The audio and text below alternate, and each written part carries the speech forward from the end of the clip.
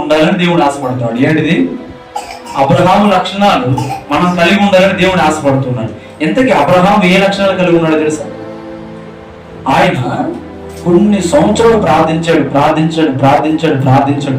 ఒక్కగానొక్క కుమారుని దేవుని దగ్గర నుంచి పొందుకున్నాడు. అవునా? పొందుకుంటే అబ్రహాం దగ్గరికి వచ్చేసాయి అంటాడు. దేవుడు అంటాడు, నువ్వు నాకంటే ఎక్కువగా ప్రేమిస్తున్నావే. ఏంటిది? నాకంటే ఎక్కువగా నీ కొడుకు ఎక్కువ అయిపోయాడు. కానీ ఇచ్చింది ఎవరు? నేను.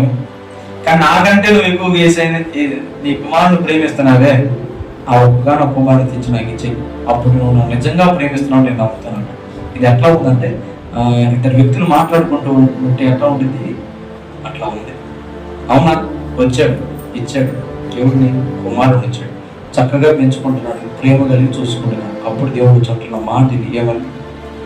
నువ్వు ప్రేమిస్తున్న ఇస్సాకుని నా కొరకు బలి ఇవ్వగలుగుతావా అని అడుగుతున్నాడు. అప్పుడు ఈ వ్యక్తి ఏం చేయాలి? ఈరోజు చేసే మనతో మాట్లాడుతున్న మాట ఏదో తెలుసు, మనం కూడా దేవుణ్ణి ప్రేమించాల్సింది పోయి దేవుడు మనకిచ్చిన వాటిని ఎక్కువ ప్రేమిస్తున్నాం. ఇచ్చింది ఎవరు? యేసయ్య. కానీ యేసయ్యని ప్రేమించాల్సింది మనం ఏం చేస్తున్నాము? బహుమానాలని, ఆశీర్వాదాలని ప్రేమించుకుంటూ దేవుణ్ణి మరిచే స్థితిలో ఉన్నాం. అందుకే దేవుడు ఈరోజు మాట్లాడుతున్నాడు. ఏమని తెలుసా? మీరు నన్ను ప్రేమించాలి. ఎలా ప్రేమించాలి? దేవుని ప్రేమిస్తున్న వ్యక్తులు దేవుని నేను ప్రేమిస్తున్నాను అని చెప్తే నువ్వు ఎలా ఉంటావు తెలుసా? నీ ప్రవర్తన ఎలా ఉంటుంది తెలుసా? నువ్వు ఎంత ప్రేమించిందైనా సరే అది దేవునికి ఇవ్వటానికి ఇష్టపడతావు. అర్థమవుతుందా? అంటే దేవుని కంటే ఏది నాకు ఎక్కువ కాదు అని అనుకుంటా. అప్పుడు యేసయ్య నీ మీద శాశ్వతమైన కృప చూపించి నిన్ను దీవిస్తాడు. అర్థమవుతుందా? ఇక్కడ ఈ వ్యక్తితో దేవుడు మాట్లాడగానే ఎమ్మంటే తన కుమారుని తీసుకొని ఆ మోరియా పర్వతం మీదకి వెళ్ళి తన కుమారుని బలి ఇవ్వడానికి కత్తి పైకి తీస్తాడు. అప్పుడు మాట్లాడతాడు, నువ్వు నన్ను నిజముగా ప్రేమిస్తున్నావని నేను ఎరుగుతాను.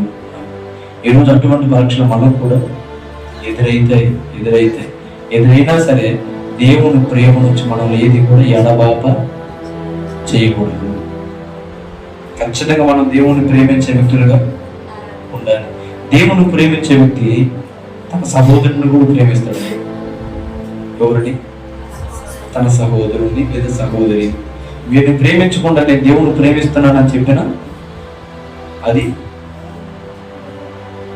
నిజంగా ప్రేమ కాదని అదే వాక్యం చెప్తా ఉంది. ఏమంటున్నాడంటే, నేను ఏ రీతిగా మిమ్మల్ని ప్రేమించి మీ కొరకు ప్రాణం పెట్టానో అదే రీతిగా మీరు కూడా మీ సహోదరుల కొరకు ప్రాణం పెట్ట బద్ధులై ఉన్నారనే విషయం అని మనం తెలియపరుస్తూ ఉన్నాడు. ఇంతకు దేవుణ్ణి ప్రేమించే వ్యక్తి మొట్టమొదటిగా ఎలా ఉంటాడయ్యా అంటే, తనకున్నది ఏదైనా సరే దేవుని అడిగి ఇచ్చేయడానికి సిద్ధంగా ఉంటాడు. రెండోది, తన సహోదరుని ప్రేమించే వ్యక్తిగా ఉంటాడు. అంటే ఈ ప్రేమ ఎలా పరీక్షించబడిందో తెలుసా? ఏ ప్రేమ? నాకేనా చూడడం. ఏ ప్రేమ అది? సహోదర ప్రేమ. మనలో ఉన్న దేవుని ప్రేమ ఎలా బయటకు వచ్చిందో తెలుసా? ఇప్పుడు అంతా బాగున్నప్పుడు ఆ సహోదరుని ప్రేమించడం అంటే చక్కగా ప్రేమిస్తాడు. లేదు సహోదరిని ప్రేమించడం అంటే ఇబ్బంది, చాలా చక్కగా ప్రేమిస్తాడు. అయితే దేవుడు మనల్ని ఎలా ప్రేమించాడంటే, మనం తప్పులు చేసాం, పాపాలు చేసాం. అయితే మన ప్లేస్లో యేసయ్యని పెట్టారు. అవునా?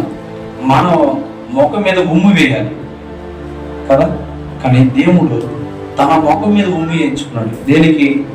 మనల్ని ప్రేమిస్తున్నాడు కాబట్టి. అవును. ఈరోజు నీ సహోదరుడు ఒక చిన్న తప్పుదనం చేసి ఆ సహోదరుని తిట్టాల్సిన తిట్లని నేను తిడుతున్నాడు అనుకో, నీ ఫీలింగ్ ఏంటి?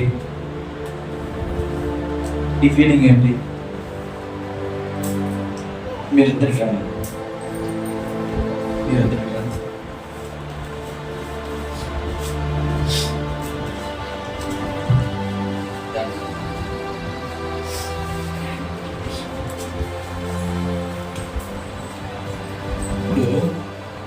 ఈ వ్యక్తి తప్పిదం చేశాడు. ఈ వ్యక్తి యొక్క సహోదరుడు. అయితే ఈయన చేసిన తప్పిదనానికి, ఈయన చేసిన తప్పుకి ఇతని ముఖాన్ని ఉమ్ములు వేశారు. ఇతన్ని ఒక చెట్టు కట్టేసి కొడుతున్నారు. ఇప్పుడు ఈ వ్యక్తి ఎలా ఫీల్ అవుతాడు? అంటే ఎమ్మటే ఈ వ్యక్తి ఒక కర్రో లేదా ఇంకోటి తీసుకొని ఈ వ్యక్తిని కొట్టడానికి ప్రయత్నిస్తాడు. అది ఈ లోకంలో ఉన్న ప్రేమ. కానీ నువ్వు దేవుని ప్రేమిస్తున్నాను అని చెప్పుకునే వ్యక్తి అయితే ఎలా ఉండాలి తెలుసా? ఇతని కొరకు నీవేం చేయాలంటే దెబ్బ తినడానికి కాదు, చచ్చిపోవడానికి కూడా బద్ధుడు అయి ఉన్నావు.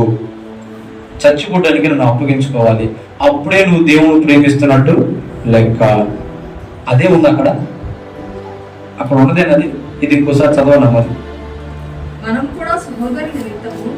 కూడా సహోదరుల నిమిత్తము మన ప్రాణములను పెట్టబద్ధులమై ఉన్నాము. ప్రాణము పెట్టబద్ధులై ఉన్నావా? అలాగే ఉండాలి అని దేవుడు మాట్లాడుతూ ఉన్నాడు. కాబట్టి ఆ రీతిగా ఉండకూడదు ఉంటే దేవుడు మన పట్ల కృప చూపించలేడు. ఏంటిది? కృప చూపించలేడు. ఇప్పుడు ఈ వ్యక్తి చేసిన పాపానికి ఈ వ్యక్తి బలి అవ్వడానికి కూడా సిద్ధపడాలి. అదే దేవుని ప్రేమ. దేవుని ప్రేమ నీలో నిలిచి ఉంటే తన్నులు తినడానికి కాదులే కానీ ప్రాణం పోయినా సరే ఈ వ్యక్తి కొరకు ఈ వ్యక్తి దోషంలో నువ్వు భరించాల్సిందే. అతడి తప్పు నీ మీద నువ్వు మోపుకోవాల్సిందే. అదే కదా మా లేఖం.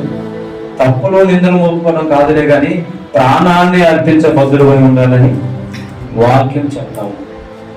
కాబట్టి మనం ఏం చేయాలి? ప్రాణం పెట్ట బద్ధులమైన విషయాన్ని జ్ఞాపకం చేసుకొని సహోదర ప్రేమ కలిగి ఉండాలి. సహోదరి ప్రేమ అంటున్నావు, సహోదరుల ప్రేమ కలిగి ఉండాల్సిన అవసరం లేదా అట్లయితే అని మీకు సందేహం పుట్టవచ్చు. కానీ మీరు కూడా సహోదరి ప్రేమ కలిగి ఉండాలి. ఒకరి పట్ల ఒకరు ఎటువంటి ప్రేమ కలిగి ఉండాలి? ప్రాణం పెట్ట బద్ధులు అయి ఉన్న విషయాన్ని జ్ఞాపకం చేసుకోవాలి. ఆ దేవుని ప్రేమించే వ్యక్తులు ఎలా ఉంటారని చెప్పుకున్నాం ఇప్పుడు మనం. ఎస్, ఒకటి మన సహోదరుడిని ప్రేమిస్తాము, అతని కొరకు ప్రాణం పెడతానికి కూడా ఇష్టపడతాము. ఇంకా అబ్రహాం గురించి కూడా మనం చెప్పుకుంటాం. ఇప్పుడు మనం 3 సంగతులు చెప్పుకుంటున్నాం. 3 సంగతులు ఉన్నాం. ఒకటి, దేవుడు మనల్ని ఎలా ప్రేమించాడు, దేవుడు మనం ఎలా ప్రేమించాలి, ప్రేమిస్తున్నాం అంటే అసలు ఎలా ఉంటాం, మన ప్రవర్తన ఎలా ఉంటుంది అన్న దాంట్లో ఉన్నాం. దేవుని ప్రేమిస్తున్నామని చెప్పుకునే వ్యక్తి మొట్టమొదట దేవుని కంటే ఏది ఎక్కువగా ప్రేమించడు. అబ్రహాము తన కొడుకును ప్రేమించాడు. మరి మీరు ఎవరిని ప్రేమిస్తున్నారో నాకు తెలియదు. మీరు మీ కొడుకును ప్రేమిస్తున్నారు, లేదా కుమార్తెను ప్రేమిస్తున్నారు, భర్తలైతే భార్యను ప్రేమిస్తున్నారు, భార్యలైతే భర్తను ప్రేమిస్తున్నారు, లేదా మీకున్న ఆస్తులను ప్రేమిస్తున్నారు, అంతస్తులను ప్రేమిస్తున్నారు, మీ తల్లిని ఎక్కువగా ప్రేమిస్తున్నావు, తండ్రిని ఎక్కువగా ప్రేమిస్తున్నావు, నాకైతే తెలియదు. కానీ నీవేదైతే ఎక్కువగా దేవుని కంటే ఎక్కువగా ఇష్టపడుతున్నావో వారి కంటే దేవుని ఎక్కువ ఇష్టపడాలని దేవుని ఆశపడుతున్నాడు. దేవుని ఎక్కువ ప్రేమించాలని దేవుని ఆశపడుతూ ఉన్నాడు. కాబట్టి దేవుని కంటే ఎక్కువ ఏది దయచేసి మీరు ప్రేమించకండి. ఎందుకంటే అవన్నీ మీకు ఇచ్చిన వాడు దేవుడి. కాబట్టి మనం ఎవరిని ప్రేమించాలి? దేవుణ్ణి ప్రేమించాలి. దేవుని ప్రేమించిన వ్యక్తులు ఎలా ఉండాలి చెప్పుకున్నాం మనం. ఒకటి, అబ్రహాము వలె ఉంటారు. 2, సహోదరుని ప్రేమించుటకు ప్రాణం పెట్టే వ్యక్తి ఉంటాడు. ఆ ప్రాణం పెట్టే వ్యక్తిగా నువ్వు ఉన్నావే అనుకో చాలు.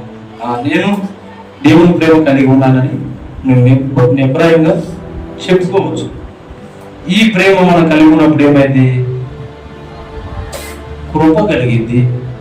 ఏం కలిగింది? కృప కలిగింది. ఈ కృపను మనం పొందుకున్నప్పుడు ఏమవుతామంటే ఆశీర్వదించబడతాము. ఇక్కడ కృప లేనిచో మనం ఆశీర్వదించబడతాము. ఇంకా చాలా సంగతులు ఉన్నాయి, కాకపోతే మన సమయం లేదు. దేవుని ప్రేమించే వ్యక్తి నిత్యం స్తుతిస్తాడు, దేవుని ఆరాధన చేస్తాడు. ఇంకొకటి, ప్రార్థన చేస్తాడు. బలవంతమైన ప్రార్థనలు కాదు. ఒక వ్యక్తి ఈ లోకంలో వేరే వ్యక్తితో ప్రేమలో పడితే ఏ విధంగా వెళ్ళి ఫోన్ మాట్లాడుకోవడం, కలిసి మాట్లాడుకోవడం చేస్తాడు, అదే రీతిగా రోజు దేవునితో ప్రార్థన చేస్తూ ఉంటాడు. ఖాళీ సమయం దొరికినప్పుడల్లా ప్రార్థన చేస్తూ ఉంటాడు. ఎవరు? దేవుని ప్రేమించే వ్యక్తి. ఏమేమి చెప్పాను? ఒకటి, దేవుని స్తుతిస్తారు. 2, దేవుని ప్రార్థన చేస్తారు. ఎలా ప్రార్థన చేస్తారయ్యా అంటే బలవంతమైన ప్రార్థనలు కాదు. ఒకరోజు ఒక వ్యక్తి బలవంతమైన ప్రార్థన చేశాడు.